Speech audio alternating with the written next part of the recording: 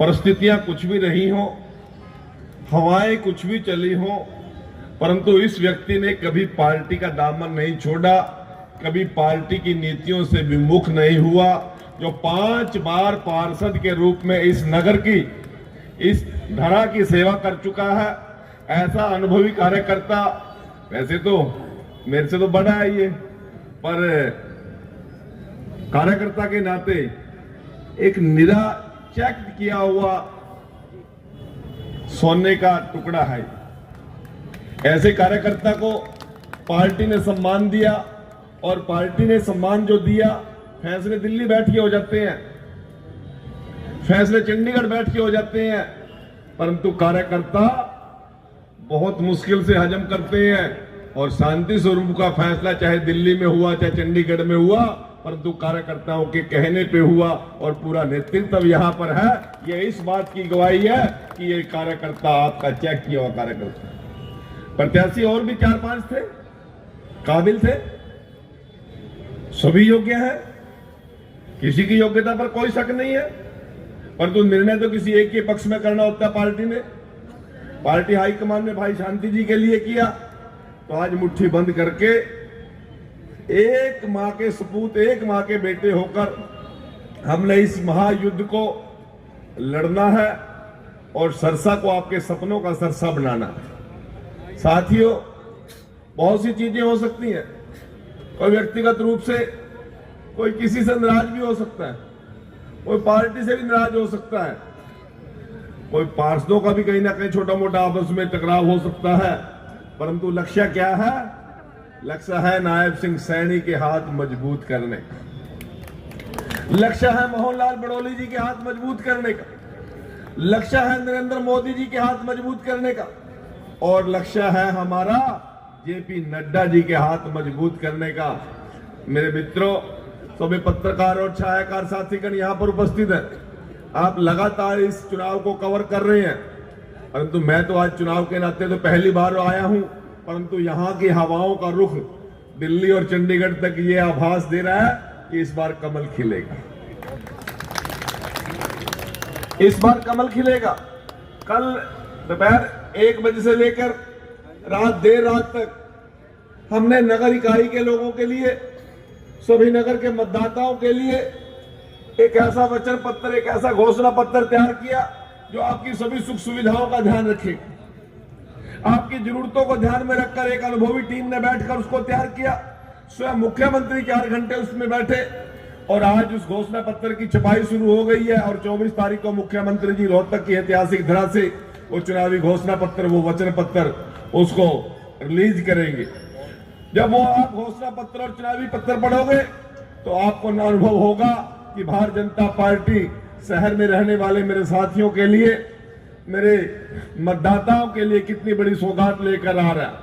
साथियों, ये चुनावी समय है, आरोप प्रत्यारोप लगा करते हैं, आरोप प्रत्यारोप लगाएंगे भी, परंतु निर्णय तो आपको करना है। मित्रों, इस बार पार्टी ने मुझे तय किया कि बेदी जी आपने नरवाड़ा से विधानसभा का चुनाव लड़ना। मेरी कोई तैयारी नहीं थी, मैं तो लगातार शाहबाद में काम कर रहा था। आखिरी मोमेंट में पार्टी ने कहा कि बेदी जी आपको वहां जाना है। हम भी अपना बोरिया बिस्तरा उठाकर 2 कपड़े लेकर नरवाड़ा में पहुंच गए। नरवाड़ा में कभी कमल का फूल नहीं खिला, कभी भारतीय जनता पार्टी का कार्यकर्ता वहां से एमएलए विधायक नहीं बना, परंतु साथियों, हम एक विश्वास देने में कामयाब रहे कि आपके सपनों का हरियाणा हम बना सकते हैं, आपके विकास की नदियां यहां पर हम बहा सकते हैं। लोगों ने विश्वास किया, जो कमल कभी खिल नहीं सकता था नरवाड़ा में, वहां पर कमल खिल गया, तो फिर सरसा में क्यों नहीं खिल सकता भाई?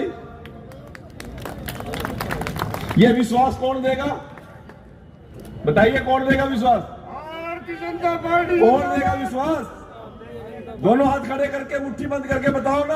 आप जाएंगे घर घर, आप जाएंगे कूचा कूचा में, आप जाएंगे गली गली में, लोगों को एक विश्वास देने का काम कीजिए कि नायब सिंह सैनी जी का कमल का फूल लेके वीर शांति स्वरूप आया। हमारा कार्यकर्ता गरीब हो सकता है, हमारा कार्यकर्ता आर्थिक रूप से थोड़ा कमजोर होगा, कोई ना कोई धनाढ़ आदमी चुनाव लड़ रहा होगा, कोई ताकतवर आदमी भी चुनाव लड़ रहा होगा, परंतु हमारे आदमी के मुकाबले में निष्ठा किसी की नहीं हो सकती, सेवा का भाव किसी में नहीं हो सकता।